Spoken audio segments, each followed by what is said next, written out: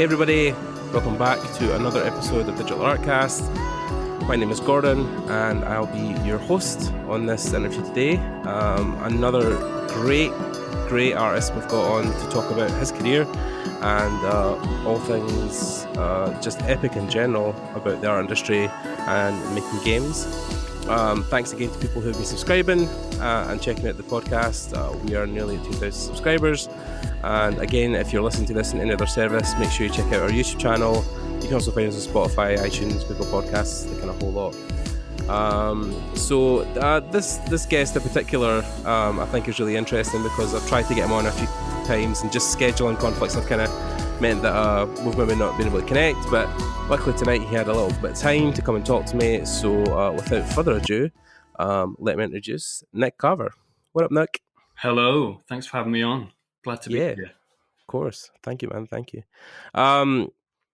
So we met in a kind of a really weird circumstance where I think it was last year, right? Industry Workshops 2018. Yeah. I have a vague recollection of whichever evening that was. Yeah, definitely evening. We were talking, I think we were kind of moving with the crowd and I kind of bumped into you and we were talking about, I think maybe for 2 seconds I had gone into the podcast or something like that. Or I think at the time I'd actually just interviewed Mark Burnett and we'd somehow got to talking about it and then you were just like, oh yeah, I used to work with Mark. And I was like, what the fuck? Small world, small industry.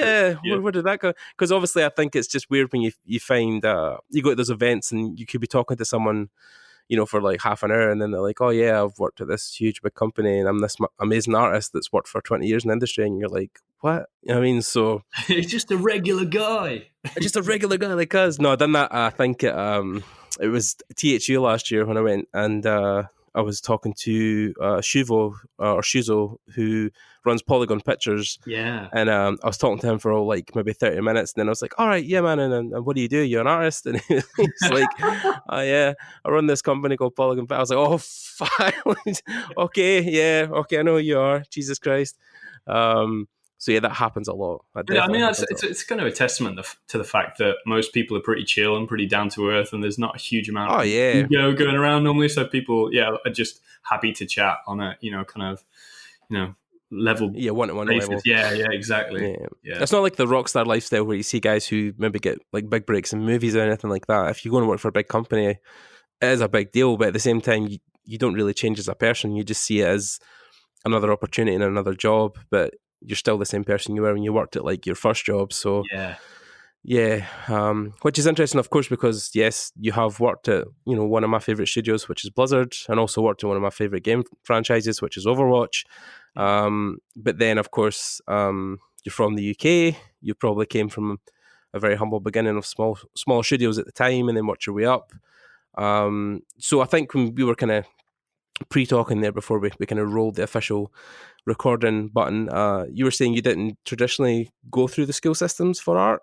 No. So so like I was saying, I loved video games and movies and animation, all those sorts of things, like everybody back in my childhood. But just like we're talking back in the sort of mid 90s when I was a teenager, like it just the thought that you could do that stuff professionally, I just didn't know where to go or how to go about learning, what that sort of progression would be. So I kind of gave up on art around sort of the age of 14 or something like that. Like I'd always drawn comics and made little plasticine characters and stuff. But then I ended up concentrating on languages. And I went to a university and studied Japanese language and culture.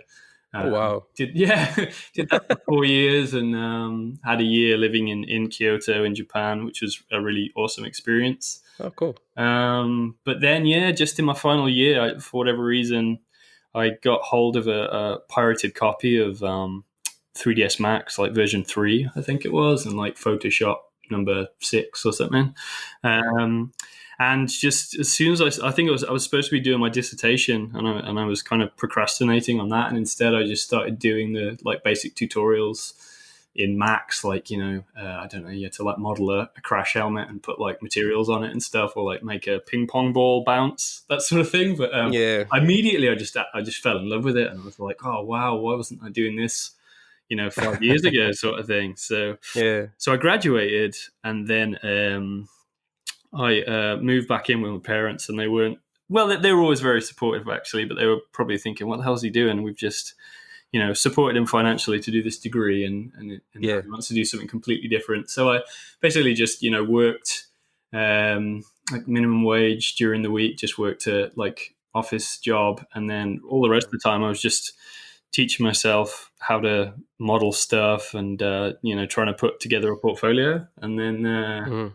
like a year or so after that, I moved to Nottingham with my wife, well, girlfriend at the time, because she was studying to be a teacher. And there just happened to be a company, Free Radical, who made Time Splitters amongst other things. They were Back in looking the for day. They were looking for a junior texture artist, junior character artist, and by that point, I'd got maybe like half a dozen models, and they weren't anything to write home about, but I think there was enough within the texture painting. Maybe I'd kind of hand painted a bunch of textures, and they were not terrible.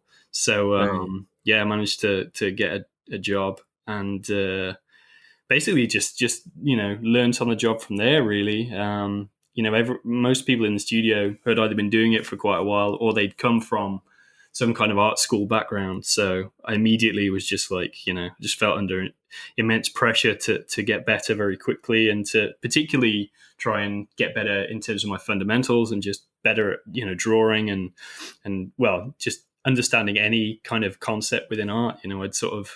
I'd learnt how to use the applications, but not with any real understanding of perspective, or value ranges, or color theory, or proportion, or anatomy, or anything really. I just kind of learned what button did what within Max and Photoshop.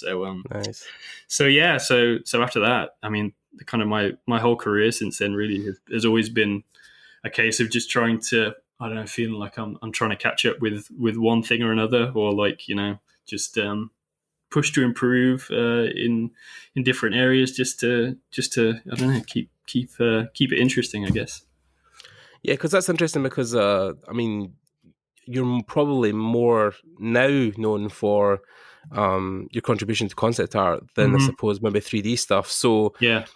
but then again, this conversation we've had, even just a couple of weeks ago when I interviewed Max Davenport, he was saying about how 3D for him as well is also just a tool that helps his appreciation of the models and helps build faster blockouts for stuff he's doing. So it's probably something that you were kind of like ahead of the curve at the time, right? You were already mixing Yeah, 2D and I 3D guess. early on. Yeah, I mean, I remember, because I was working as a character artist, for sort of 5 years or so, mainly while I was working at Free Radical. And I remember when I first saw the concepts by Hawk Prey for Gears of War, I think it was. Those were sort of some of the first like 3D concept art that I'd ever seen. And it was kind of like, oh, of course, you can just do, as much of it as you want in 3D. I think there was still at that time a bit of a stigma about like, oh, you shouldn't, if you're a concept artist, you should do it all in 2D. You shouldn't be using like 3D software to help you, which is ridiculous. But there was definitely that kind of an attitude to it on certain forums back in the day.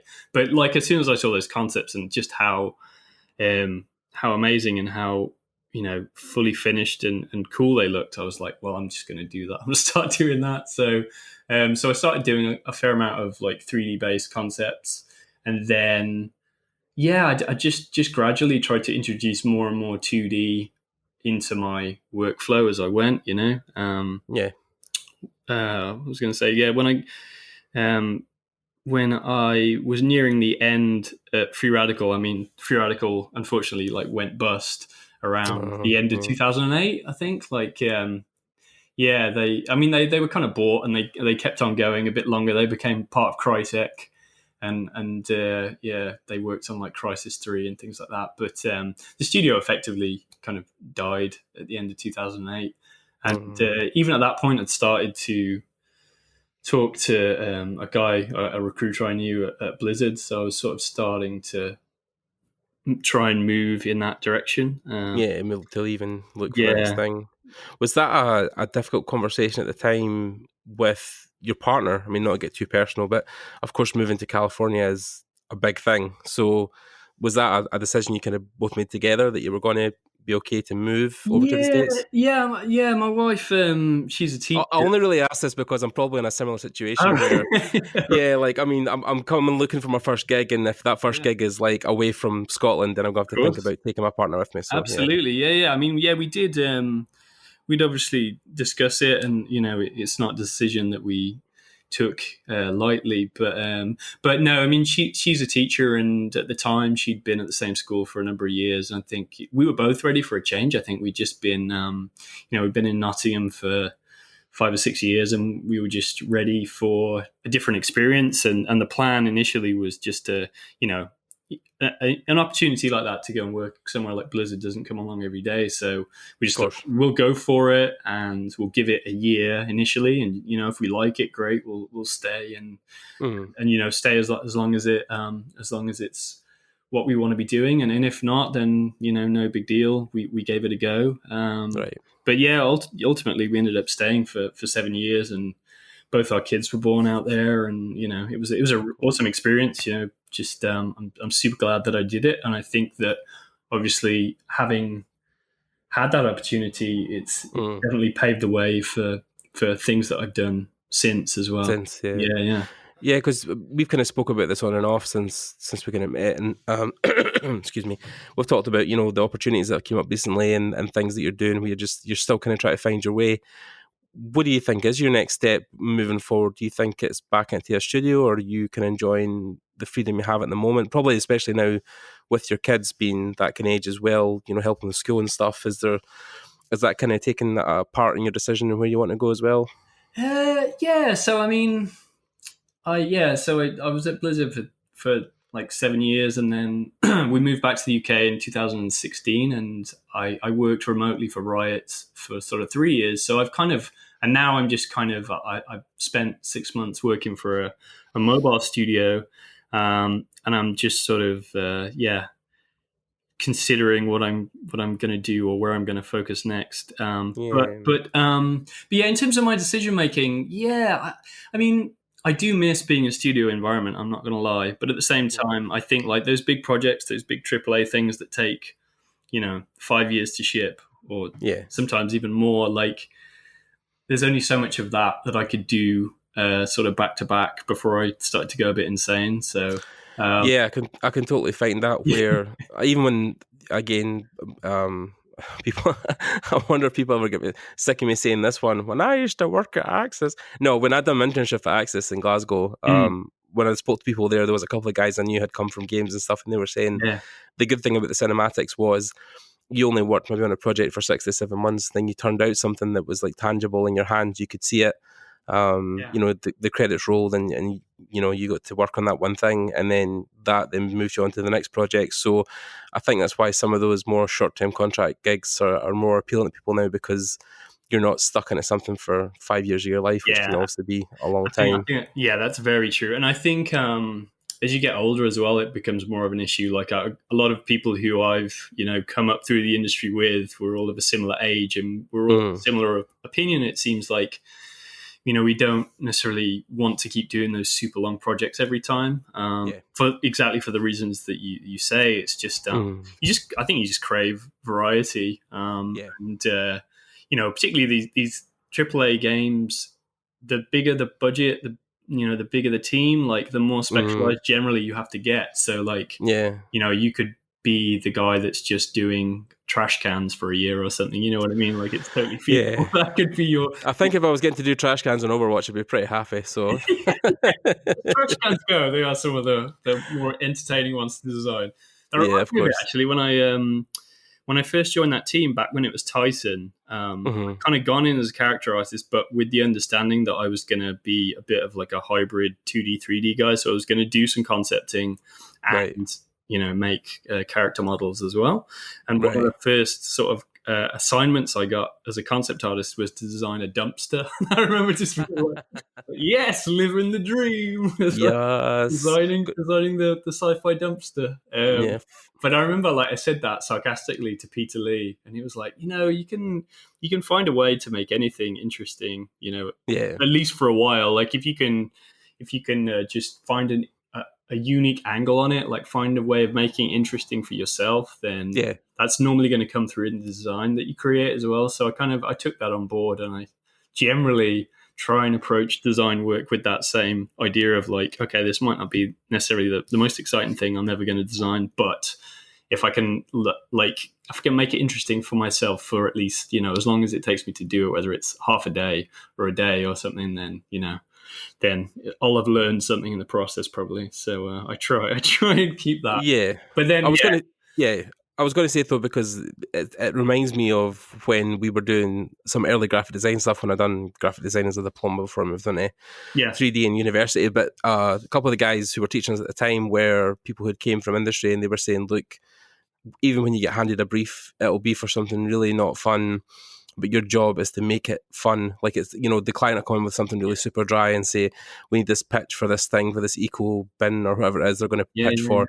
And your job is to make that thing flashy and make it appealing to people who want to invest money or want to get behind it. So I think that's probably one of the biggest challenges of being a designer, is that you're having to take something as mundane as a dumpster, right, and then make it interesting. So even when players walk past it in the game, they're like, "Oh, that's pretty cool." I mean, maybe the dumpster will be pretty cool, but even then, the smaller things like, in Eichenfeld, like, there's tons of little, details hanging about with the flags and banners and destroyed little buildings that, probably more for me because, I'm in that world. So yeah you take more time to look at those things, whereas a lot of people yeah will just graze past them. There's nothing worse than, when people invest in AAA games and they're sitting playing them and they're just running past everything at a million miles a second, and you're looking at all these blades of grass and all these assets, and you're like, look at all this stuff that you're just missing. I do, yeah, I do feel that as well. Like it seems like such a waste of, oftentimes hundreds of millions of dollars, and also, many thousands of hours of people's time.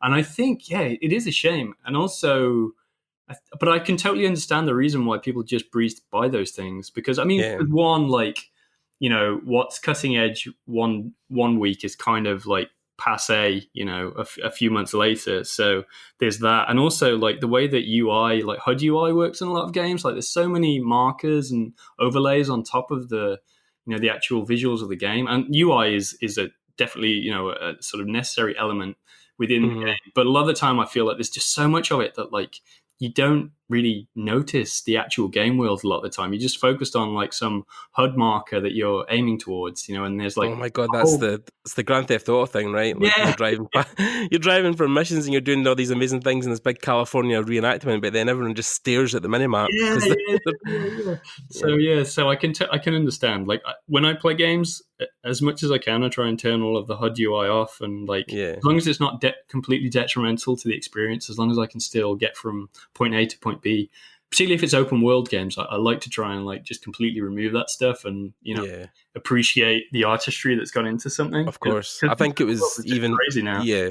When I got the Switch initially and I got Breath of the Wild, I tried to avoid as much spoilage as I could. But one of my friends who just got it before me was like, "The best advice I will give you is go into the options menu and turn the HUD and the minimap off, Yeah.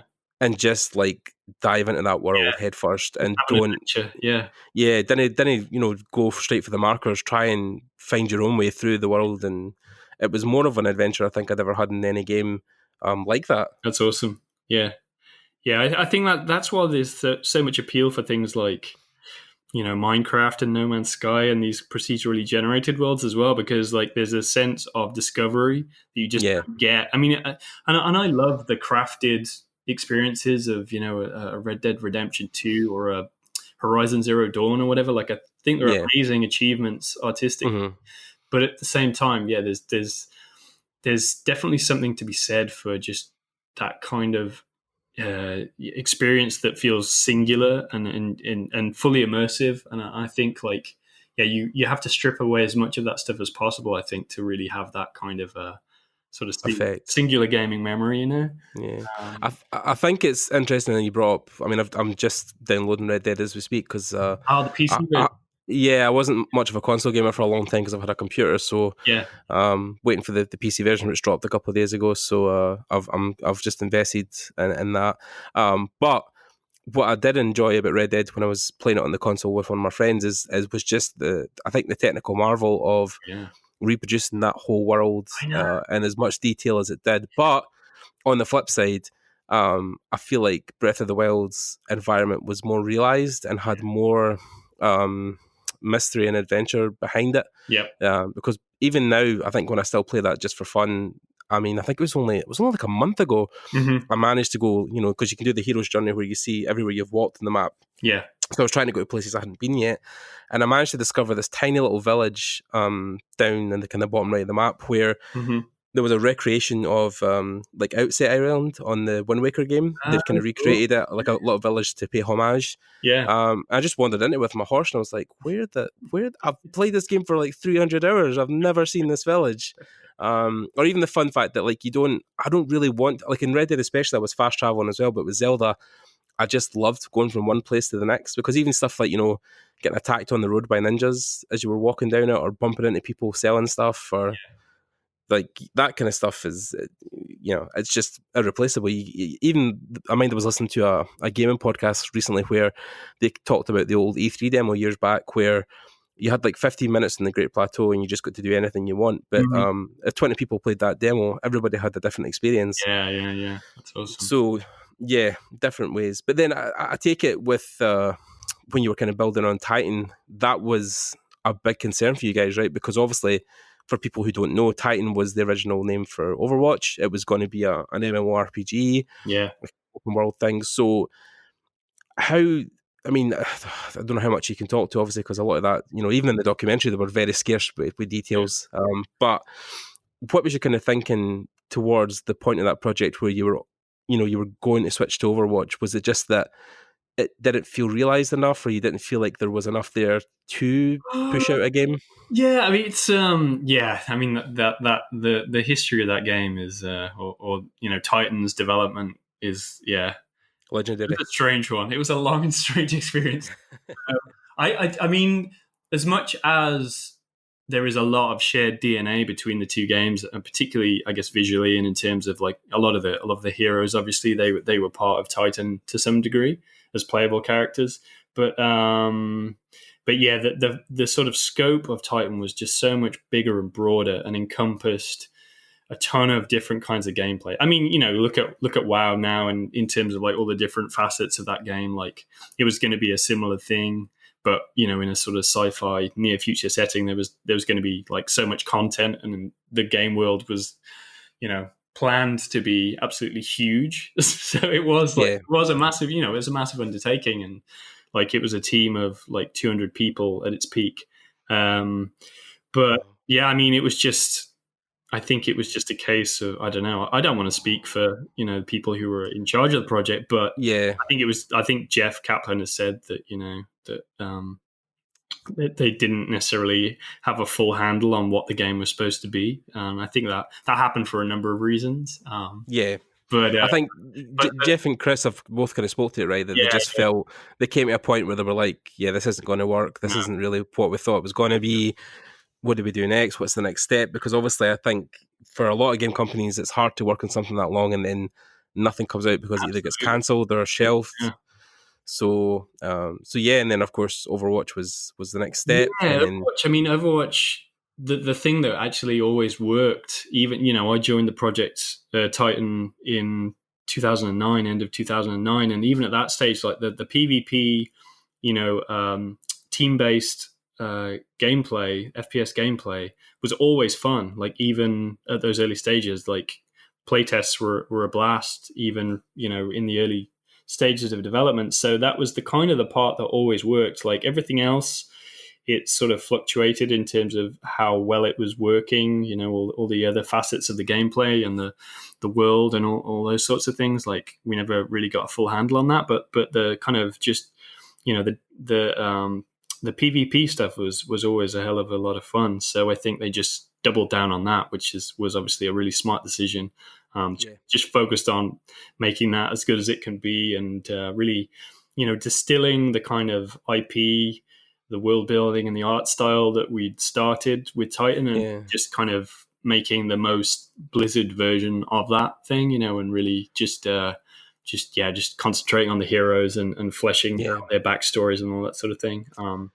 Because I mean, at the time, obviously, your company across the road, or the guys who were close by, Riot, were obviously making big strides with with League of Legends, and their kind of hero stuff was something that was also attractive. So it was probably a good idea that they thought, well, this is a good thing to kind of hang on to, was the focus of the heroes. And it's weird now you say that, because I think even people trying to think of Overwatch in any other way would be weird, right? Because Mhm. now we know it as this FPS PvP game, Yeah, but then to think if Titan actually had came out, and how different that story would have been, yeah, yeah, would be really interesting. Because even then, like when Overwatch released in its infancy, Blizzard had never attempted a first-person shooter, but then of course yeah. here it came, and the success was huge, especially the first year. Yeah, absolutely. Yeah, and I remember, because after Titan got rebooted as Overwatch, I actually didn't stay on Team Four. I went on to another R&D project for a couple of years, and I Okay. remember like when they were talking about Overwatch, when I'd go and like visit people working on it, um, you know. A lot of people outside of the team were questioning, like, can you make this FPS with like all these different characters, all these different heroes with different abilities? Like, how are we going to balance that? Like it Yeah. seemed like a risk, to be honest. Yeah. But obviously, they did a great job of managing to keep everybody, balanced and make the gameplay fun and for the most part pretty fair between the different heroes. But yeah, it was definitely something that they agonized about for a long time, I think, and they worked super hard. I know that team, the kind of core team that stayed after, because like 75% of that team moved on to other projects. Whether it was going on to StarCraft or Diablo or Heroes of the Storm Yeah. or WoW, Yeah. most of the team left. So it was Yeah. really just like a skeleton crew that had to prove that Overwatch could work. Yeah, because even I think we talked about kind of Mark's journey at the time, but then when we interviewed him, he talked about how as soon as Titan kind of was starting to make that transition into Overwatch, he moved on to the StarCraft team, Mm-hmm. and started doing different stuff there before he obviously eventually left and went into work in QBrush. Yeah. So was there a thing that kind of made a decision for a lot of people that they wanted to move? Was it just a kind of collective decision? A lot of people said, there's options for people to stay or people can go. How did you kind of make the decision you wanted to come off that and not Well, I mean, continue in Overwatch? it wasn't my decision. Like, Right, okay. no, like most of us Yeah. would have. I think, I don't know. I don't want to speak for other people, but I think a lot of people No, of would course. have stayed on Overwatch given the opportunity. But Yeah. we just had a meeting one day and we're basically told, unfortunately, this project isn't working out as we would hope. But I mean, Right. the good thing about it being a company of the size of Blizzard was that they could actually absorb a lot of that they didn't have to like let a bunch of people go.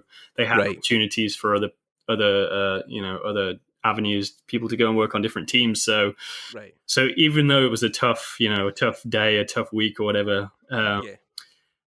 it did, soften the blow that there was other things to get involved with out You could go and work on something else. there. Yeah. Yeah. And is that, yeah. And I think like the company as a whole benefited. I can't speak to other disciplines, but definitely in terms of art, I think that because on Team 4 on Titan we were looking to do a lot with PBR and all these sorts of things, like Yeah. kind of next gen workflows generally.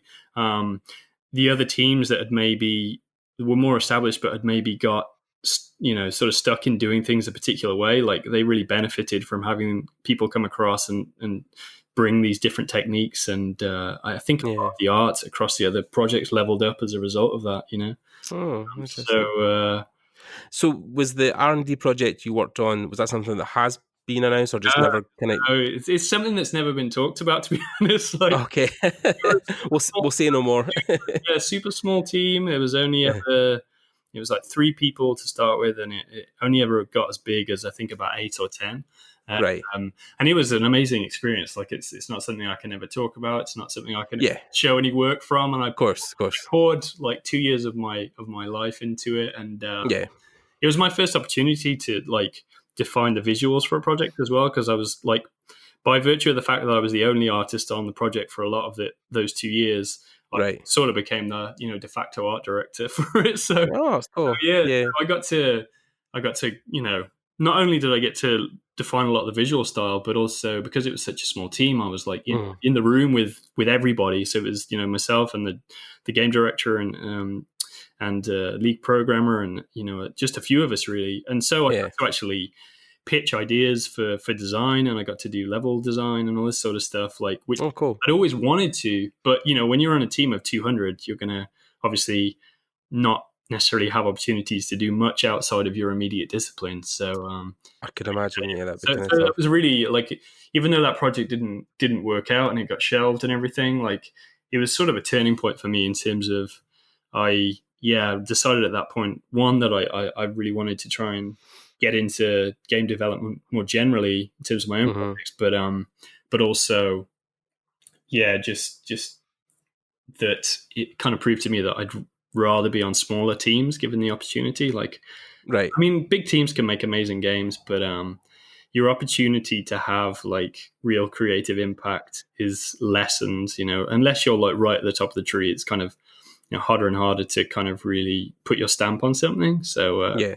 yeah, That makes a lot of sense, yeah. I think that's why you see a lot of the guys who were, like big time directors and worked in these AAA games have now all moved on to like their own project or formed their own studio or done something where they feel they can be creative. Ken Levine famously was, working on Bioshock for long enough, and then he was just like, screw this. After, Bioshock Infinite, he was like, I just want to focus on something where I feel like I can have a real input, because these big AAA things are just, getting too much. yeah. But then I feel like it's also a great learning experience, like you said, where Blizzard probably taught you so much as an Oh artist, as a person. yeah.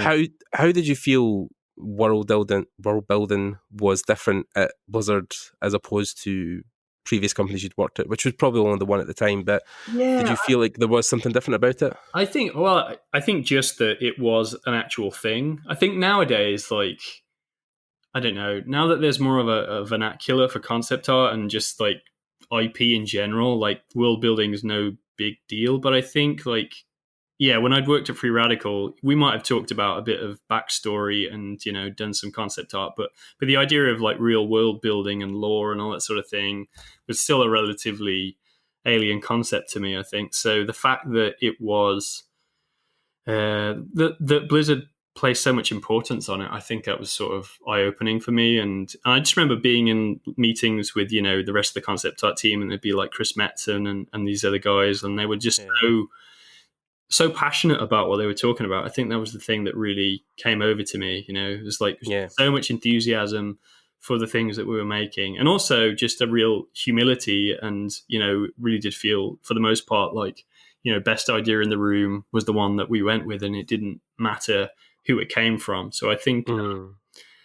that kind of atmosphere definitely, with regard to Metzen, was something I was always really aware of. And just with, I don't know, in terms of world building, I just think, like, that people really cared about it and they put a lot of thought into it. And I guess they'd seen, from the games that they'd already made, like how much your own passion for something can translate to like a massive fan base, and how much they will sort of take it on and elevate it from what you start with. It must be very rewarding to witness that, and then to want to do it within other IP, within other worlds. So yeah. Yeah. Yeah, and I mean, it's something that I try and bear in mind for the work I do on my own projects. Is just like, I think you've always got to put so much in. You've got to put so much thought in of your own, and the audience that's actually consuming it, like, they might only get a fraction of what you actually envisage in your head. But I think you can always tell when somebody cared about what they were making. So whether that's the visual designs of things, or just like the backstory, or just a sort of internal logic as to why you're doing the things you're doing. Like, I think if you cared about it, then it's going to get communicated. Yeah. I think it's why a lot of the smaller indie devs, when they release a lot of these games that they've poured their absolute heart and soul into for however many years, you feel that love more one-to-one than with a big company who's maybe just, I'm not wanting to badmouth any people who work in Call of Duty, because I know some of the guys and they're good guys, but I feel like, at this point, they're just kind of going through the motions sometimes. I mean, obviously, everybody wants to have their input creatively and how the worlds will be viewed. But then, like a small indie game like Bastion years ago that came out, with Supergiant, stuff like that, it feels so handcrafted and so curated that it really is very appreciated on our side of the line, because people see that love. And I think even recently with Kojima and Death Stranding, Mm-hmm. people have had such a polarizing response to that game. I know, which is crazy. But then, when you look at those beautiful recreated landscapes of Iceland, and you see the love of, making the likes and the positive comments and people reaching out and connecting, it's like, it gets to a point where a game's not really a game anymore. It's an artistic piece, and Yeah. I feel like Kojima is probably one of the best developers for realizing that. Even you could see remnants of stuff in Phantom Pain he was trying to bring across. Yeah. And then I think, that stuff is definitely picked up by people who then appreciate games and have played them long enough, and then look into something like Death Stranding and see how much time he really has put into that, because all the small minutiae details are things that are really handcrafted and curated, like smaller games on Bastion, but in a AAA space.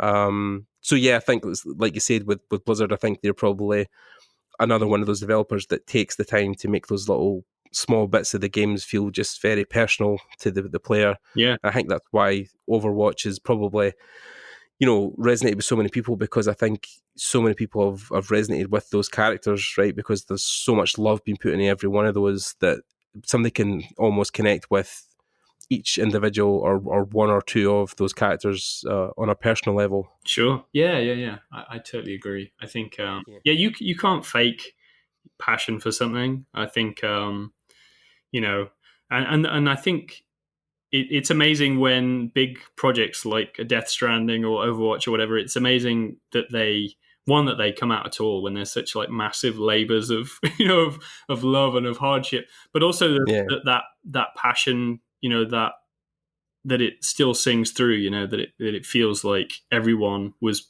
pulling in the same direction, because that's not always the case, right? I think the bigger the team gets, the more potential there is for a good number of the people on that team not necessarily being 100% on board with whatever it is that they're making. So I think if you can get to the end of a project, everyone's like proud of what they did and still eager to do more, then I think you're in a good place. I think people are also surprised that Kojima managed to put out Death Stranding, and I think it was about 3 years. Yeah. But then when you look at the game, there wasn't a whole world he really had to build, in a sense that he had to populate that. I mean, most of that game is just terrain where you walk from one point to another. So, it's not like you guys where you're having to build every single wee dumpster and NPC and robot. It's, he just, kind of brought that photogrammetry of Iceland back in, and then, had 2 or 3 main characters, a couple of buildings. Obviously, a lot of work went into that game, yeah. Not shitting on Kojima's on his effort, but yeah, I mean, I think you got to pick your battles, and I think you look at like some behemoth Ubisoft game, and it's like it's an insane amount of work, an incredible amount of work, and like the Herculean effort of having to corral something like that, like the producers, like the spreadsheets for those games must be just incredible. They must be an absolute work of art, but I think there is a danger, like when those projects get so big that it's spread across a dozen studios, then I think it's harder to have something at the end of it that is more than than sort of just generic. I think that's where you kind of suffer sometimes. Like, and I don't want to badmouth those games, because I've put I put a ton of hours into various Assassin's Creeds and Watch Dogs and things like that. So like I've got more than my fair share of enjoyment out of them. But I think there is a difference. Like, you feel a difference between one of those games and something that genuinely feels like a labor of love. Yeah, I definitely felt that when I went back to Division 2 after investing in it, and the sheer detail of that whole world. It's incredible. It is. Yeah, there's so much. On every second step you take, there's a wrapper or something moving about, or a car tipped over with stuff in the back, and just we know, right, the time that takes to just make those individual little things. Yes, that is a labour of love. Where I think when you were talking about even Assassin's Creed, and eventually when Jade Raymond left to head up another studio, they probably felt the same, where Assassin's Creed was starting to go through the motions, and there wasn't as much love or detail being taken into those games. So that's why people started to leave, and that kind of franchise almost had a renaissance, in a sense, where I think recently Odyssey has been its saving grace, but even up until maybe I think was it Rogue, or the one that took place in Paris? Unity. Yeah. that was when people were starting to notice, like there was all those memes online of the glitches and stuff, and people with no faces and just eyeballs and stuff. And But yeah, the eyeballs on a wig. yeah. But then, of course, when that stuff starts to slip through the cracks, it's like, oh, what's happening? Where's the quality assurance coming from? I mean, I guess but it's like it's the schedule of those things as well. You got to put one. Got to put one of those out every 2 years or something. 2 years, Again, that's when it starts to Unlike guys like Rockstar who are local to us, but they take absolute time with those games and are always a marvel.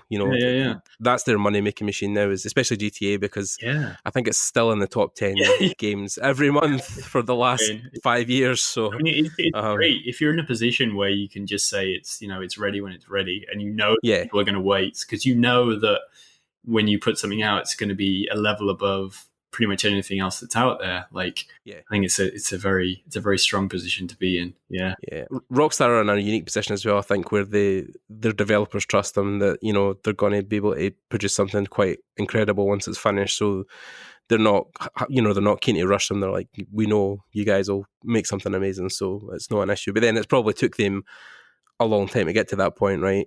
Even from 3 and stuff, and the guys working on it in the early 90s. But yeah, so I mean, going back to the the artistic side of it, when you were working on Titan, you said you were kind of maybe not a jack of all trades, but you had kind of multiple disciplines. Mm-hmm. What did your days kind of look like going into the office? What were your kind of main focuses? Probably early in the project, because that might be your business. Like the first year and a half, I was on the character team. So when we first started, I'm trying to think who was on there. I mean, that team was incredible, to be honest. Like the whole art team, there was just so many amazing people. But within the character crew, like Pure and Renault and Vitali and Mark Brunner. Oh yeah, like it was just Vitali. Jesus Christ! Yeah. Even just Vitali on his own, like Vadim was there. It was like it was insane. But yeah, it was a lot of it early on was it was sort of still. We were searching for the style, and there was a lot of R&D going on in terms of like what the whole pipeline was going to be. We were, because it was going to be an MMO, there was a lot of assets that were going to get swapped between different characters. So there was a lot of just setting up the systems for being able to like transfer things between one character and another. So, and a lot of that stuff started to feel quite dry to me, to be honest. Like, even though at that point, like Arnold Sang had joined, so we were just getting these incredible concepts like every week.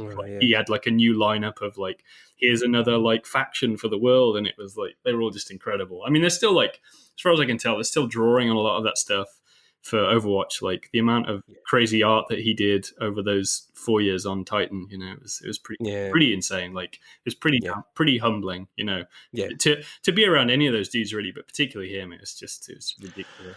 I mean the talent pool at Blizzard is just crazy. Like even you're not even talking about like okay, there's Overwatch, but then there's also Diablo across the way. There's StarCraft. The guys who work on that campus are just ridiculous. It's just a dream team, I think, is the apt. But then it's just it's not really realized until you get there and meet those people and know. Oh wow, any one of these guys could be running his own studio. Any one of these guys could be a lead at another studio. Yeah, so true. Yeah. And yeah. So day to day, I mean, I was just on the character team doing character models and bits of concept here and there. But I don't know, just something about having been a character artist for sort of 5 or 6 years at that point. It was like I just kind of got in a rut a bit with it. Right. Even though I was working on really fun stuff, the process of like do the high poly now. Do your low poly, do a bake, do the texturing. Like I just felt like I was particularly doing it for an MMO where it was like you're doing lots of like assets in the same kind of manner over and over again. I just felt like I needed to do something else, so I made the decision to move over to the environment team. And credit to Justin Tavarat, who was the art director at the time. Like he was sort of very supportive and allowed me to move over and that sort of thing. So it was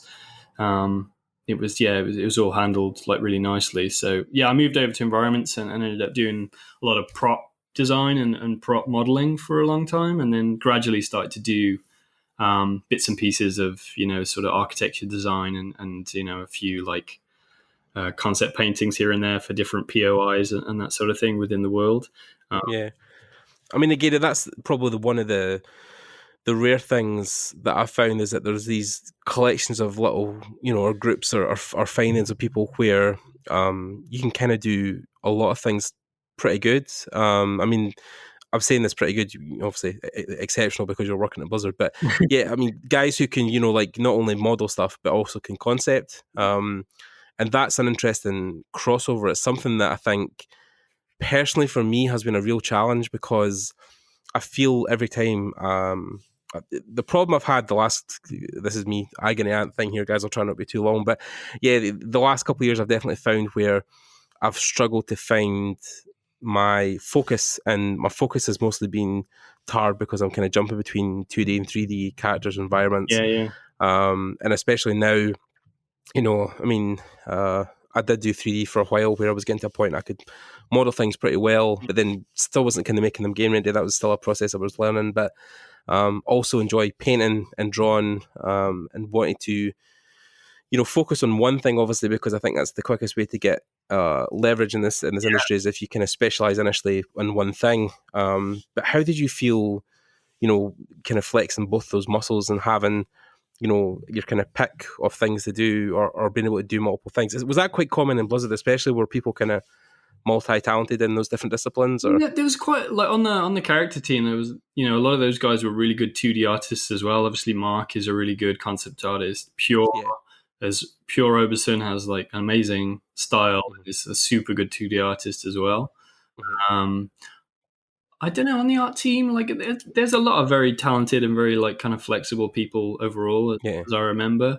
From my own perspective, I found that, I mean, like I'd wanted to get better at 2D for a very long time, and like yeah, from pretty much the moment that I got into Free Radical, I managed to get a job. Like I just spent any free time I had at home just trying to get better as a 2D artist. So it was definitely like probably like a 6 or 7 year process to get to the point where Blizzard would let me do, concept stuff as well, right, do okay, models. yeah, So it was definitely a gradual, painful yeah, process.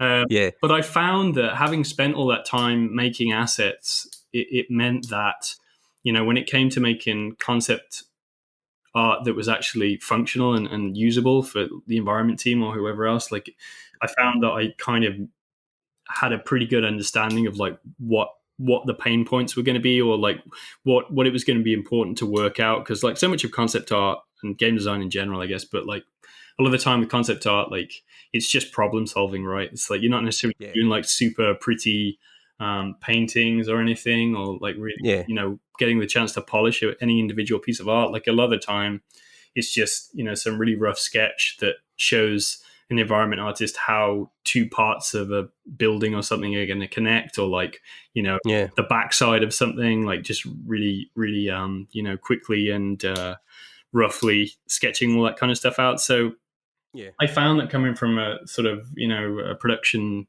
artist background, that hmm I had a pretty good idea of like what was going to be useful, yeah, outside of just like coming up with interesting ideas. Like I definitely found that, yeah, being able to sort of see it from both sides, I guess, was something that was like really beneficial for me when I started to do more concept art.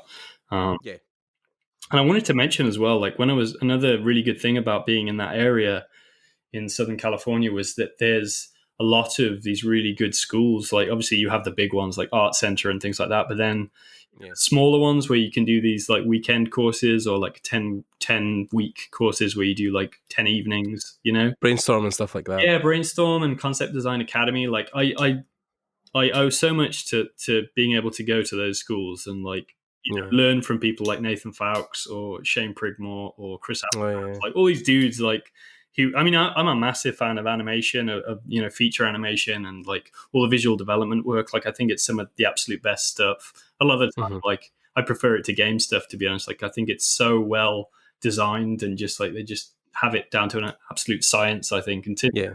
doing as much as possible with as few elements as possible, I think they just absolutely nail it so much of the time. Yeah. But yeah, I don't know, like the certain things that I learnt going to courses at those schools, on a Saturday or a Sunday or whatever, that like I know like kind of made all the difference for me. So I'm just super grateful that I was able to sort of eat up a lot of that a lot of that Yeah. while I was there. Yeah. I mean, that's interesting as well because we've had James Murphy on not too long ago. Yeah. Yeah, and James is like, I saw just tonight him and Anthony Jones and Steve Zapata are going to be running some classes on the East Coast soon.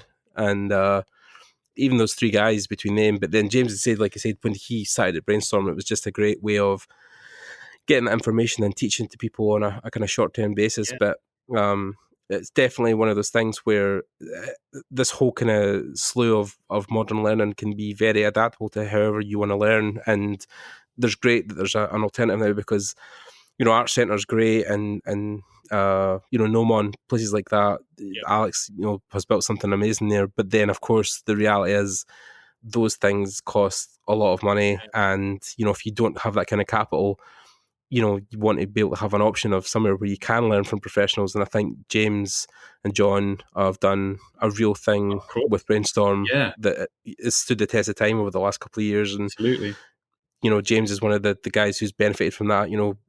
Upon teaching there as well, he also got to learn stuff because he got to sit in other classes. So yeah, it's an amazing thing. Then, of course, you need to be out that side of the world, of course, to take advantage of them. But I know what you're saying, like that whole district of studios that were in South California and the schools that are there. If you get a job in one of those studios, then the learning possibilities kind of skyrocket from there. I think that's it, because you're like, at the job, you're just like surrounded by super talented people who, you can just learn from stuff every day. And then, having the opportunity outside of that to then learn from sort of adjacent industries, whether it's like film, concept work, or effects or animation or whatever, like, it was definitely,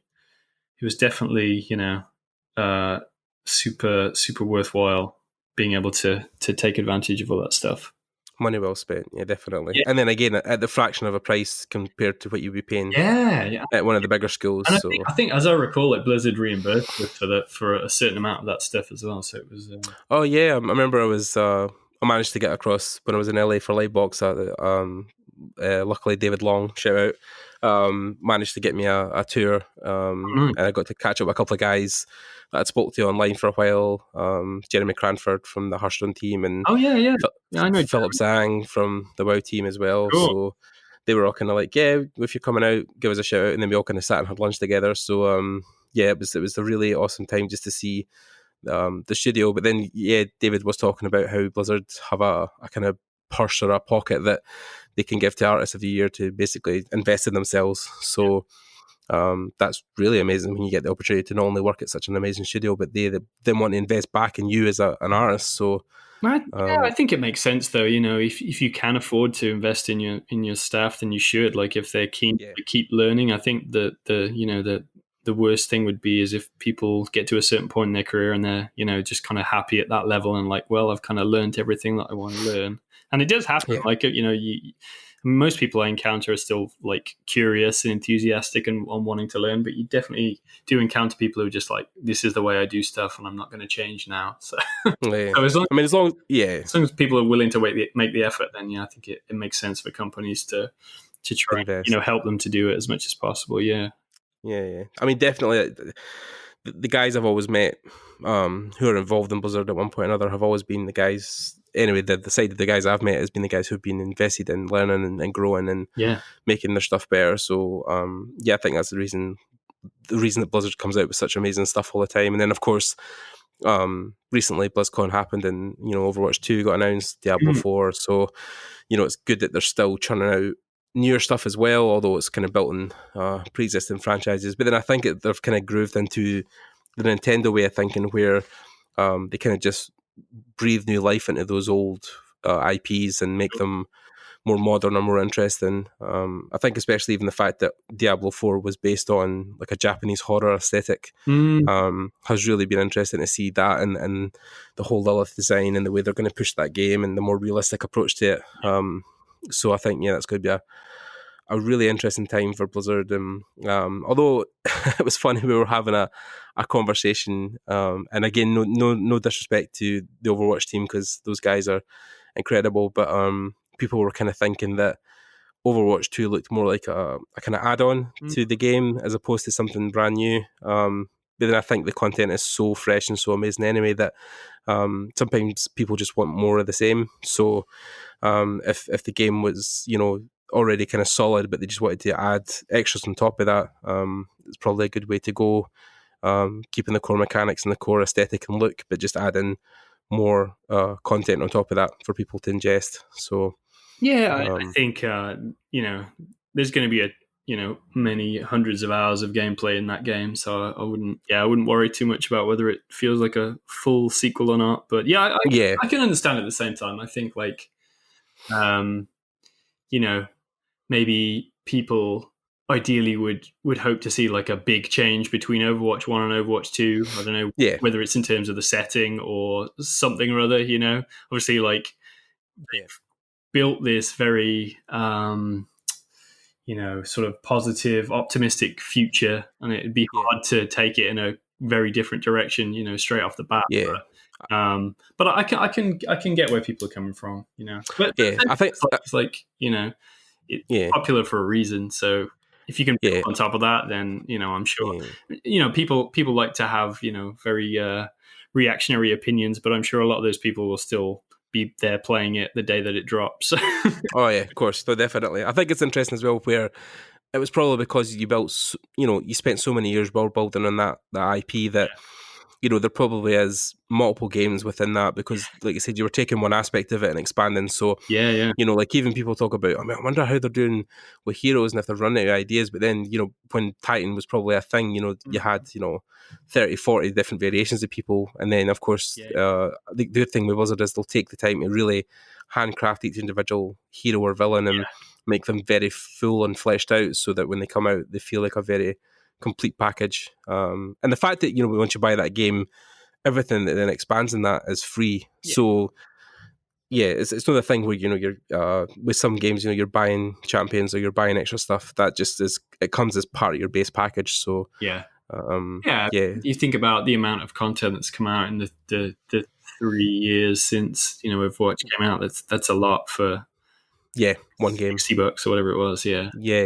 I think actually I paid about 25 or something. It was on sale, so I definitely can't complain about content. And then it's all this thing as well. But I feel I can't complain about any game, because the game, knowing people within the industry, it's hard to talk shit about games when you understand the level of commitment and time that goes into these things. When people always look at stuff and go, that looks crap, or it's like, oh god, a part of you dies inside. You're like, oh, you have no idea.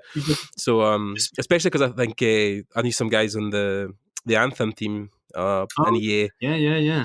And of course that had such a kind of negative initial reaction, and people kind of left it. It was like, oh no, it's really sucked. And then of course all the controversy with stuff like Battlefront with EA, because again I was like, oh, it's a Star Wars game, I was super happy for it to come out, and then it got this huge negative reception. I was like, no.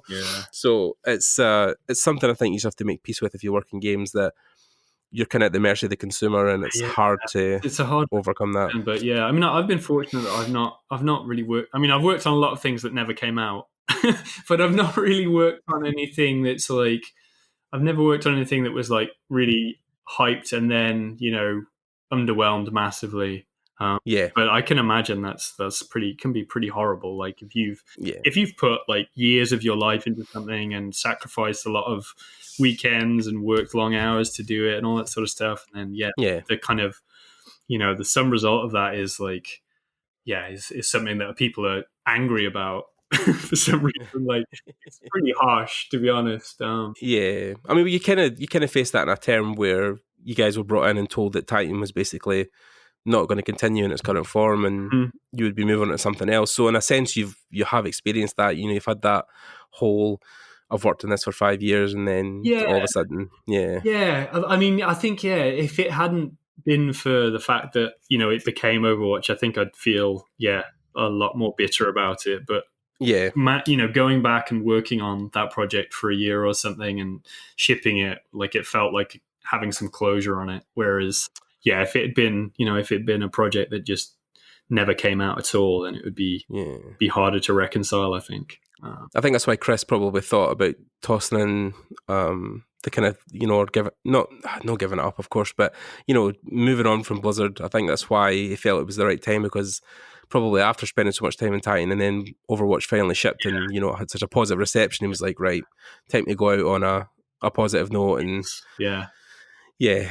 because he'd been there since the 90s, so Yeah. it was a long journey for him. But then, of course, now you've left Blizzard and you've moved on, and you've kind of had the same probably experience where it's been a big part of your life, and now you've moved on to something where do you miss the kind of day-to-day stuff? Do you miss the people you worked with? You probably missed it all, right? But absolutely, yeah. It was a super good crew on Titan and on Overwatch. Like, I made a lot of really good friends, and I do miss that side of it. Like, as much as I enjoy aspects of working remotely and just being able to kind of choose my own schedule to a degree, like you can't kind of replicate, even if you're on Discord, even if you're on Slack and you're chatting with people all the time, like you can't replicate that experience of kind of being physically in a studio with people. So sure, there are aspects of that I miss, and I hope to get back to some kind of like team scenario at some point in the future. I just had 4 months. I was in Brazil for 4 months working at this studio Wildlife with a number of people who I'd worked with at Blizzard and at Riot. So it was kind of like a mini reunion of sorts. So that was cool, like being in a new city and like getting to be around a bunch of artists again for the first time in a few years was super cool. Wow. So was that just you on your own, or were your family with you as well in Brazil? I just went there. They came out. My family came out for like about a month while I was there. So I did I did like 4 months, and 3 months ish of that I was there sort of on my own. It was a slightly weird experience to, it was super worthwhile. Like, I learned a lot for sure. I'm grateful to have had the opportunity to visit and live somewhere for a bit that probably wouldn't have ended up going otherwise. So of course, it was super cool. But at the same time, it's tough, obviously. More so, I think, for my wife having to look after the 2 kids while I was in a high rise apartment somewhere. But it's difficult, I think, in the initial stages, because your kids are so impressionable. When you've got to move or upheave and move to somewhere else, it's a lot to ask, I think, more of them than you, because But I mean, in this situation, I knew it was only ever going to be a temporary thing, so it wasn't like we were like upping sticks and I was going to take them all to Brazil. It was more like it sort of changed to the routine of things. The kind of used to me being at home, obviously, and like working from home and like being there when they come home in the afternoon, that sort of thing. So it makes sense. We managed it, and Skype and FaceTime and all those sorts of things, they help. Of course. So yeah. So I mean, that's the thing now, where like you said, you've got the next step and you're trying to think. It's kind of interesting when you come away from something as big as Blizzard, right? Because you think, well, what's next? Because for a lot of people, that is almost a peak of a career where, people maybe work their whole lives to get to that studio, or, once they get there, don't want to leave because it's all they want to really ever know, because it's such a big part of their life. So was that a conscious thing when you left? You had a plan, or you just thought, I'll leave and then see where the kind of world takes me? Or well, my wife and I, we'd kind of been chatting about whether we would move back to the UK and when would be a good time to do it. And like, for one reason or another, it ended up being around the time, like just around when Overwatch was shipping. And so like, we just made the decision, like, if we want our eldest, Alex, if we want him to go into the school system in the UK, then we kind of have to do it now. So, so I kind of felt like shipping Overwatch was a really good place to leave at. And I was fortunate that a number of people who I worked with at Blizzard had then ended up at Riot. So, including Kenny, the recruiter who got me to Blizzard, he was at Riot at that point. So I basically just asked him, like I said, I'm going to move back to the UK. Can I work for Riot 3 days a week? Because I really want to work on my own projects as well. And yeah, and like they were good with that. They were fine with that. So basically, that's what I did for the 3 years after, immediately after Blizzard was, I would work for them, for Riot, remotely Monday to Wednesday, Uh-huh. on various projects, and then on my own kind of game projects, Thursday and Friday of the week. So it was pretty nice situation for 3 years or so. Cool. And I got And then I was going to say you're still in California at the time. You were working freelance for them, yeah. no, this was back in the UK. So Okay, yeah, right. so yeah, so I was working with the time difference, but Riot were like super really laid back about that sort of thing. I mean, I think it helped that I was working on early stages of a lot of projects, so it wasn't like the turnaround time had to be like, we need this 8 hours from now. A lot of stuff was just like still blue sky, Right. Yeah. so there wasn't really that deadline for anything. Yeah. But Was that stuff that's just recently been announced, or yeah, was that yeah, stuff that, yeah. yeah? So I actually contributed to four of those projects in one way or another. So, Oh wow. yeah, Yeah. I mean, mainly I was on the Project L, which was the fighting game. So I did Right. a good amount of environment design for that.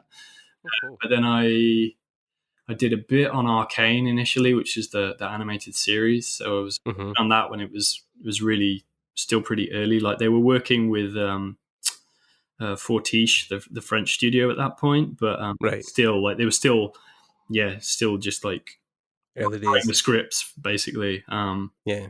So that was really cool, like something different to what I was used to. And then I did a bit on Project A, Mm-hmm. and then about 6 months on Project F. I'm trying to remember all the.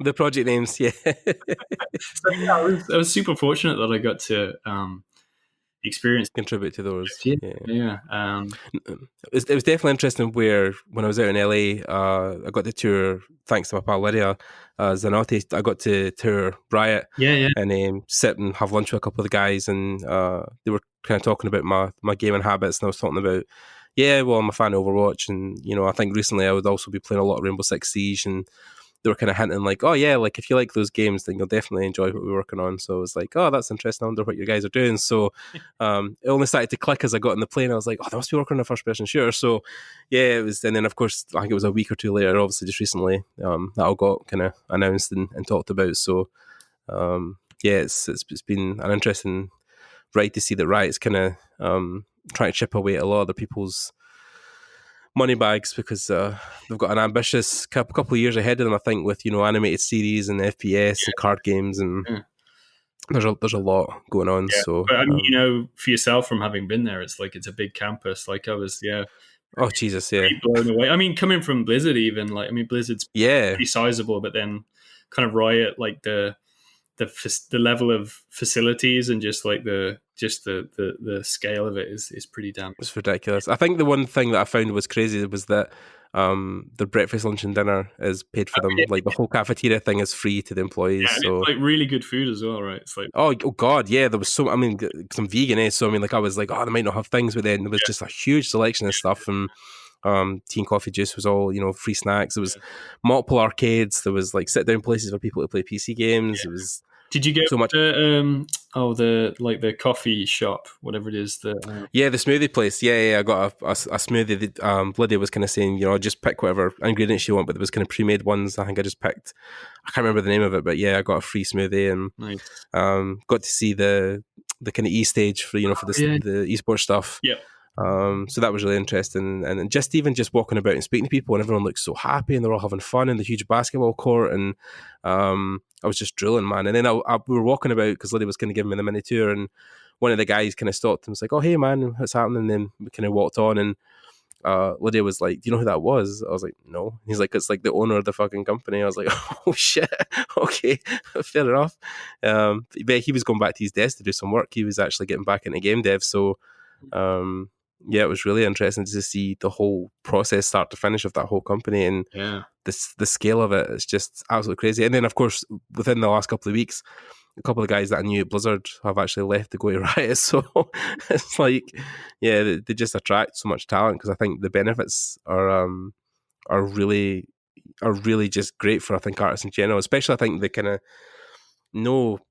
I would say laid back atmosphere. Like a lot of the guys I spoke to who came from different places and different companies have said that the best work-life balance they've ever had Cool. working at Riot. Yeah. There's a very huge emphasis on that your time is your own once you leave, the studio, and Mm-hmm. you don't have to be there to 8-9 o'clock at night. If you've got a family, go home, see them. Because their projects sometimes are a bit more of a slow burn than the initial push to get things out quickly. So probably because League is still, churning in enough money to keep them spinning over. So Yeah. Yeah. Interesting times. It might be an eventual thing that you probably look at once your kids are maybe getting back out of primary school or something, to head back to California and work for Riot. But yeah, but like the campus is just ridiculous. But Yeah. but I think that comes part and parcel with the talent that they have there. So of course. Yeah. Yeah. And is that, I mean, I think it would be difficult going back to somewhere like Riot for you, right? Because then you're getting back into those big teams again, and probably less. Although I don't know, I say that I know Lydia's team who were working on stuff. Their team was pretty small. I think again about maybe 15, 20 people. So it's no like you said with Titan, it was like 200. I think their teams are a bit more focused than kind of the Grandioso stuff. So yeah, I think they got a mix of different team sizes depending on what the scope of the game is, and also the project and stuff. What stage of the process they're at. I mean, right now I've no desire to like join one of those kind of juggernauts again, but in time maybe, down the line. I'm happy being in a position where I can sort of sort of set my own schedule and spend a fair amount of time just like experimenting with my own ideas and so on. Like plus the flexibility for having two young kids as well, because then definitely. I mean, Blizzard was always really good. Like, I mean, with a few exceptions, like I rarely had to crunch much at all. Like, I felt like if it was asked of me, then it was really necessary. But like generally, I tried to just keep to like a pretty strict like 8 to 5, 8 to 6 schedule, something like that. Right.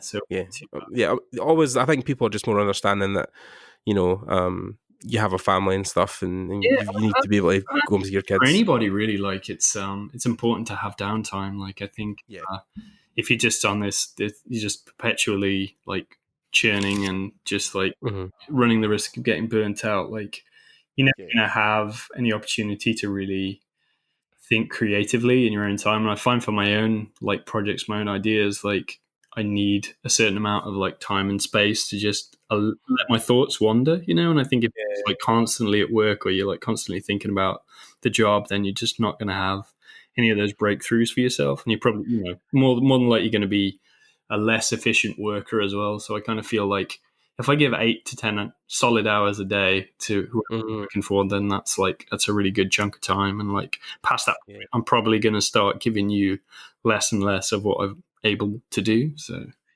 I think it's the point of diminishing return, right? Absolutely. You get to a point where you're just moving the pencil or the style, of actually doing anything. But I think it's good when you talk about 8 to 10 hours, because I know for some guys, like that is an 8 to 10 hour day, but then you maybe have an hour at lunch. You maybe get up and walk about, have just a chill and read or something for half an hour. Like your whole day isn't just like sitting at your desk. No.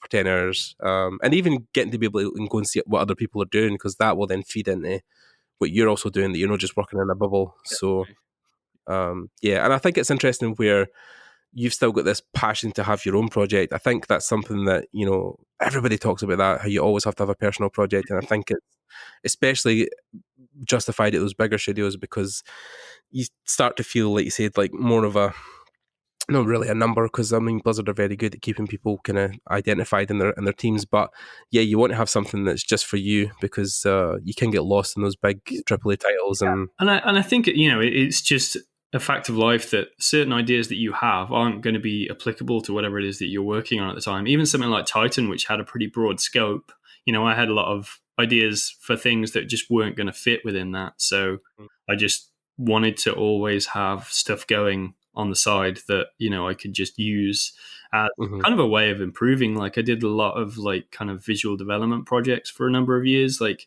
purely as a way of making myself do work that I wasn't comfortable doing. Just like come up with an IP or some kind of idea, and then be like, right, I'm going to do all of the environment design for this. Right, I'm going to do all the characters or something, like just to have something to kind of wrap it all up in. Like I think it's hard when you just work in isolation. Like you just sit down and you're like, right, I'm just going to design some characters, but you don't know Mhm. what they're for. Like I Yeah. really found that like having this overarching kind of brief that was like constantly evolving and growing was just a Mhm. really good motivator for me, and really helped me to improve more quickly, just because I was like constantly sort of developing whatever this idea was. Like it was sort of growing, and I was getting more and more excited about, one, that I was improving, and two, that like this sort of IP, this story, whatever it was sort of having a life of its own to some degree. So I've kind of become addicted to like growing ideas of one kind or another, and it's kind of moved more into game development. Like I've been working at developing various prototypes for the last sort of 3-ish years. uh, Yeah. but I love that creative process. Like I'm a lot better at starting ideas than I am at finishing them. It's like from Oh God, yeah. a major Achilles heel at this point, Yeah.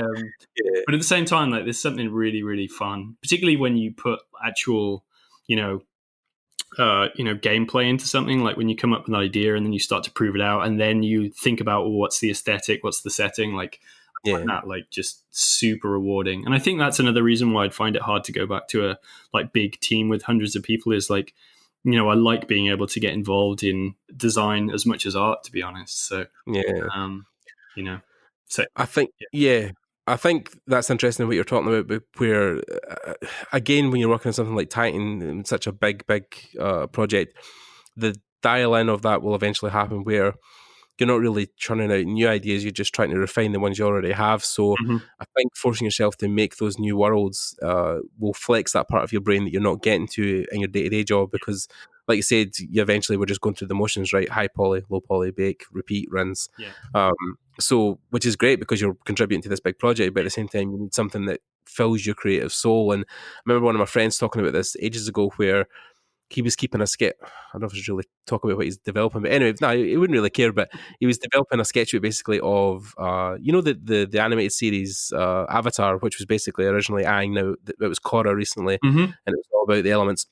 So to keep him basically sharp and kind of flex that muscle, he was trying to imagine what, and I'll not maybe not talk to what his ideas were, but what he was basically doing was trying to envision the next iteration of the Avatar and what that would look like, because I think the next iteration after war was Earth. So he was trying to figure out, Ah. in the Earth Kingdom, what would it look like past, because the Korra was like, the initial one was set kind of, I couldn't even tell you the time period, but then of course Korra was set more in like 1920s, 30s with the cars and the kind of Charleston stuff, Mhm. and then he was trying to bring it into maybe like the 40s, 50s, and then see how that would look and how the new main character would look and how powers had evolved or the world had evolved. So he has a sketchbook that's just all visual development for that Okay. world, and that's only for him. I mean, I don't think he's ever going to pitch it to the team. Well, the team kind of disappeared. They're working on Dragon Prince now, but yeah, like that whole thing is just for him to keep his creative Yeah. mind sharp. Yeah. Also building his own video games, so that ideas will then trickle from that into the other books. So, yeah, I think there's definitely merit in finding your own world to build.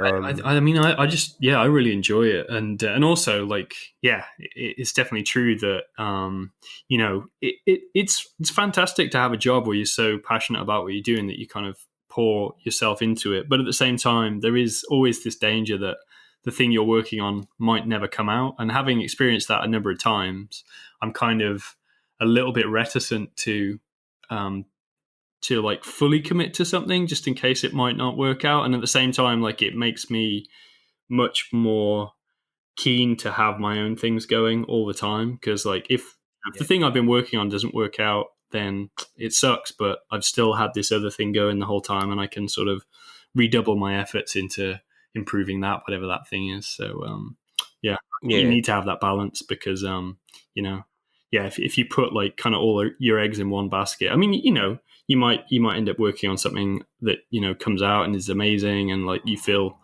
completely fulfilled from it. But chances are that even if you are working on a great game, that like you're gonna want to have something of your own that one day might become, a game in its own right, a film in its own right, whatever.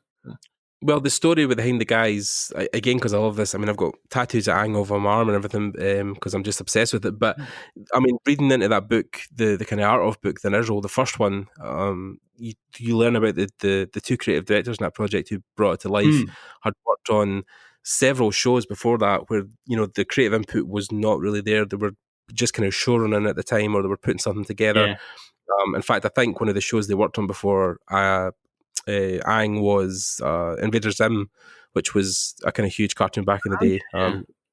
That actually just came back. I watched it going to LA on the plane. I watched the Netflix special, the kind of one-off movie they done, and it was incredible. I was pissing myself laughing. But there's a time where you will work on these things for a long time, and you'll never really get that chance to make your own things. So I think building those worlds originally in your books, and then we'll just build them in general are great, because then eventually, if you do get the opportunity to pitch something, then you've already got like a whole backstory, a whole world building set.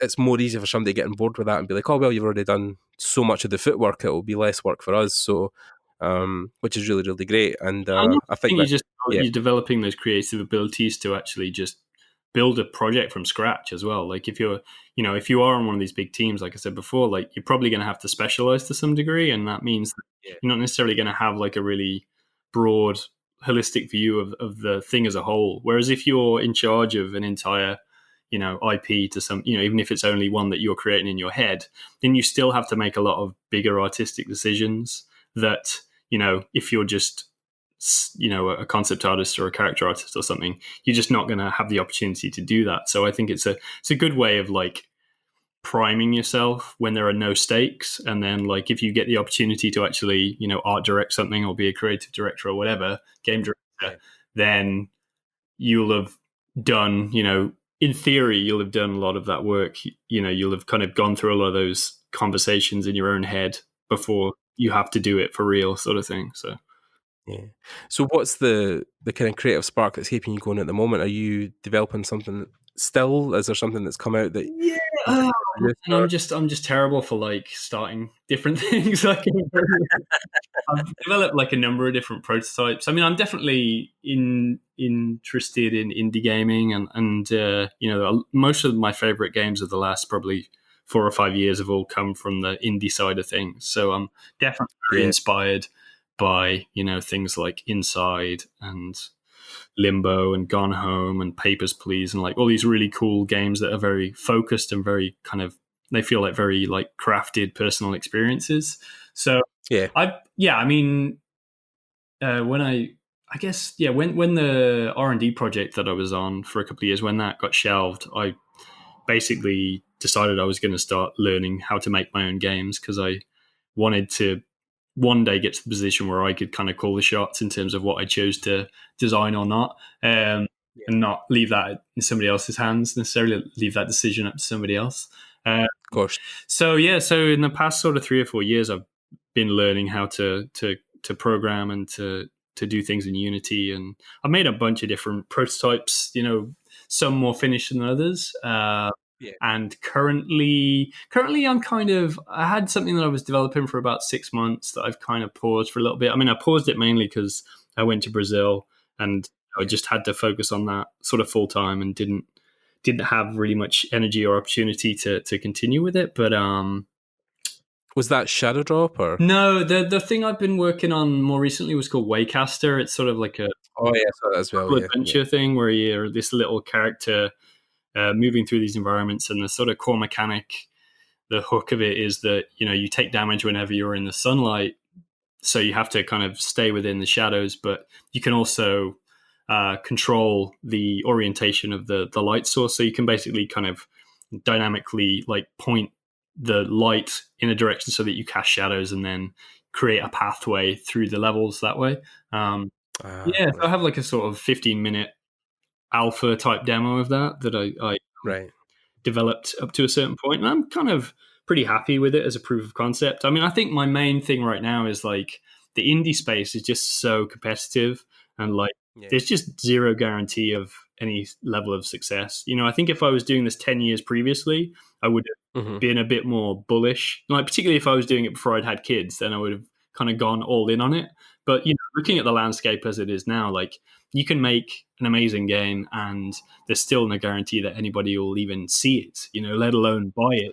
So I'm a little like with kids and a mortgage and all that sort of thing, like I'm a little reticent to fully commit to something like that, even though ultimately it's where I want to get to, is kind of designing my own products. I'm just still just kind of dipping my toe, basically. I'm just kind of, still, Yeah. and I still really enjoy artwork and making art, and the jobs that I've had recently have involved some degree of design and prototyping as well. So I'm kind of getting to scratch that itch at the same time.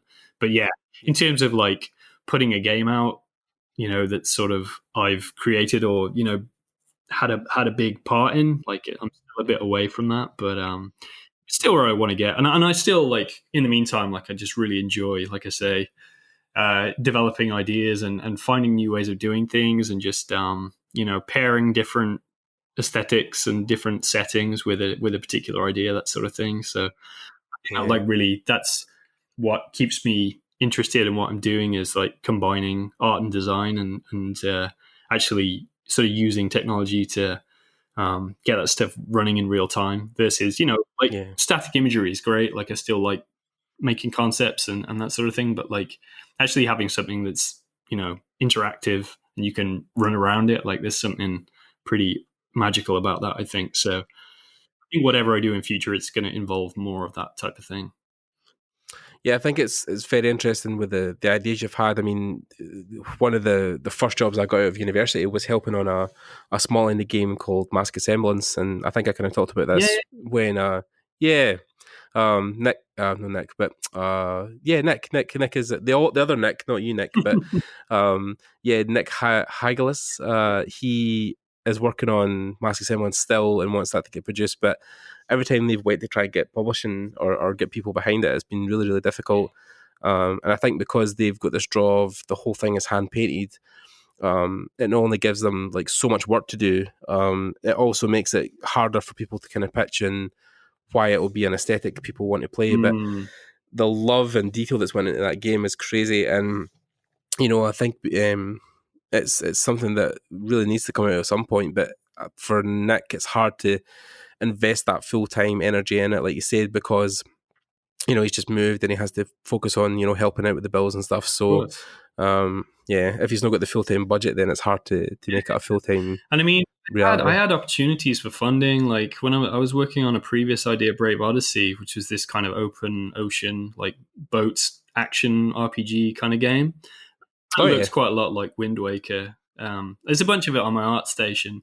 And when I was developing that, like, some of the imagery and stuff, like, got a fair amount of attention on Twitter and whatnot. And, like, Microsoft got in touch. So I was talking to, them for a while. And then I've had various other publishers get in touch about one idea or another. But, like, I still just feel like the kind of deals that people offering you, oftentimes the terms just really aren't very good for you as an indie developer. Like maybe if you're like single and you don't have necessarily the same amount of responsibilities that I do, but like if you're just like working on the game, like one or two of you, and you just need money for like rent and some ramen or something for a couple of years, like then work. But like it's either that or it's like somebody wanting to invest in a studio, say, but like the terms that they're offering you are just like not great. So I'd rather like still try and pick and choose a bit and get to a position where I'm in a really strong I'm in a kind of strong position and be able to dictate the terms to more of a degree. But I don't know. I think if you have that killer app and people can see that you do have the idea that's going to maybe change the landscape, then they're more keen to invest a bit more capital. But if it seems like something that's maybe not going to be resonating with people really super well, or it's just a niche, or it's just harder to tell, right? Like then I totally understand, because like I say, like it's so oversubscribed out there. Like there's thousands of games coming out each month on Steam. It's just crazy. Like I think it's even finding the platform or the audience, because I know even just recently we were just talking about this, at the start of the night, where I'm going to be involved in the kind of first launch of Stadia. Yeah. But they're also just looking recently for people who have new ideas to come to that platform exclusively, because next week when they launch, they've got one exclusive game which is called Guilt, and it's one that's just for Stadia. It's not coming out, I don't think, anywhere else, but a smaller indie game again. But I think they had a platform that they knew was going to be new and wouldn't have a lot of exclusives. So I think they just offered up, here's this idea, we'll pitch it, we'll make it for you guys exclusively if you give us back. And so I think that's, yeah. And then, of course, Xbox are doing the same now. Recently at E3, they announced that they just bought a ton of studios, including, rebuying back Double Fine and making that a part of their studio again.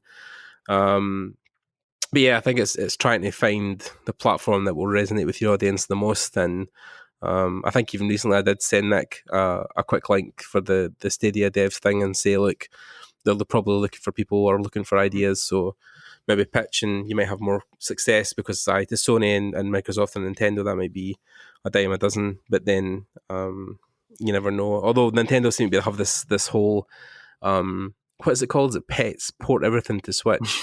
So, because people were actually making fun of it, like, oh yeah, I mean, can you imagine if they ported something like The Witcher? That would be crazy. And then, like, the next Direct, they were like, oh, The Witcher's coming out in Switch. So, yeah, which is a technical marvel in itself for that game to run on the Switch. So, yeah. So I mean, yeah, your future is probably a mixed bag of, like you said, I'm kind of.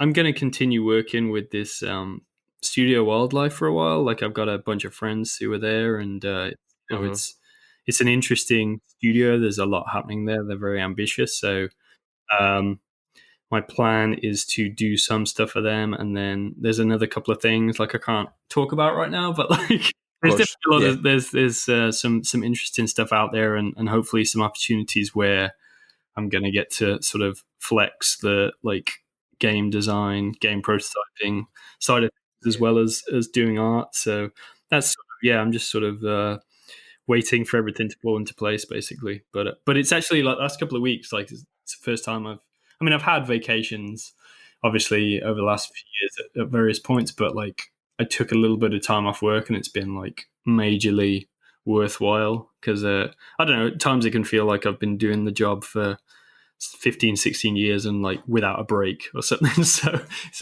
it's actually been pretty good to just like sit back and like noodle on a few bits of artwork and just like learn to do a few things and all that sort of thing. So, rediscover your kind of artistic self. I think you have to. Like, I think you have to remind yourself like why you do it and what you actually enjoy about it. It's been interesting, because like for a long time I sort of have just sort of flowed along without having to worry about it too much. But definitely like the last couple of months, I sort of started to have some doubts about like, what is it I actually enjoy doing? Like, why am I excited about this? So, like, it's been a really good opportunity to just like, just start enjoying it for what it is again, I think.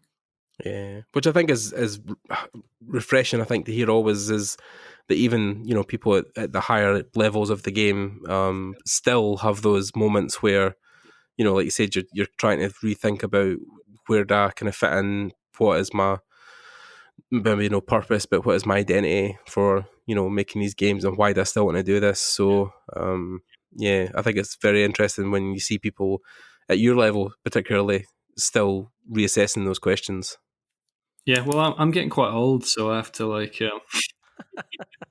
so I have to have a midlife crisis at some point. So yeah, well, I mean, I'm kind of in a unique position where I just recently turned 34, but I had the unfortunate idea at 28 that I wanted to leave my job as an engineer and go back and chase my dreams of working in games or work as an artist, and it's been an interesting 6 years, but I'm always kind of at this point where I'm still questioning, was it a good idea or not? But I mean, I'm definitely poorer, but I'm probably a lot happier than I was.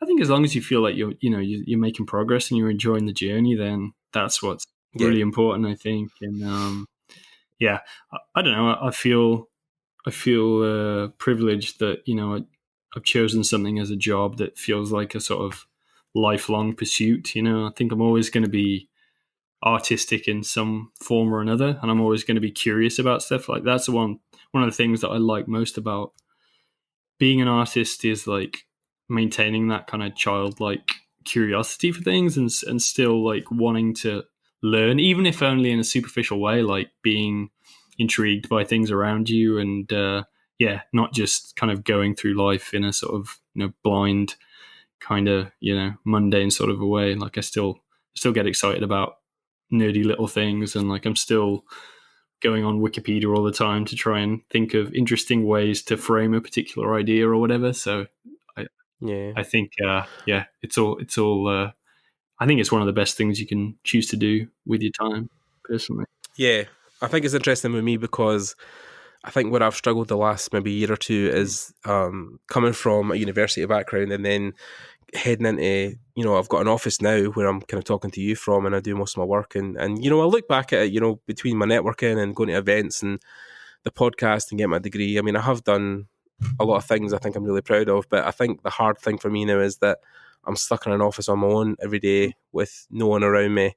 And I'm definitely one of those types of people who feeds off energy of other people. Yeah. Again, when I was at Axis, it was great going in there every day and just being surrounded by all those super talented people. And I know that it was probably one of the better parts of my life when I got to go in there and speak to people and interact and feed off their energy. And I think it's hard now because I'm on my own, and now I'm at a point where I need to build that portfolio and get a job. But it's harder for me, I think, to find the motivation sometimes because I'm stuck here on my own. So yeah, I know. I get it. Like I'm in a at a different point in my career, but definitely in a similar position in terms of like, it can be isolating, like working remotely. So I'm sure, man. Like you keep plugging away, you're going to get that opportunity, and you'll be surrounded by talented, interesting people in no time. So I'll just keep going with it. Yeah.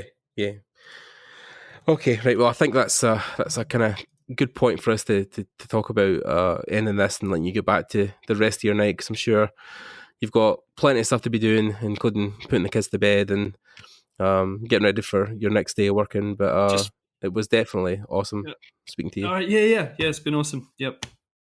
Yeah, and of course, for you guys who have listened, this has definitely been a longer episode. But if you've got any questions for Nick or any other things you want to talk about, just hit them up in the comments. I'll leave all kind of Nick's details, his ArtStation below, and you guys can help us out by leaving a like or a comment or sharing this with any of your art friends.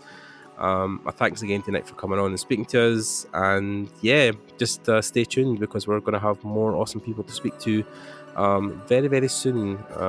Trying to get them on is always harder, but it will pay off eventually, I promise. So again, thanks to Nick, thanks to you guys for listening, and we will see you guys later. Thanks.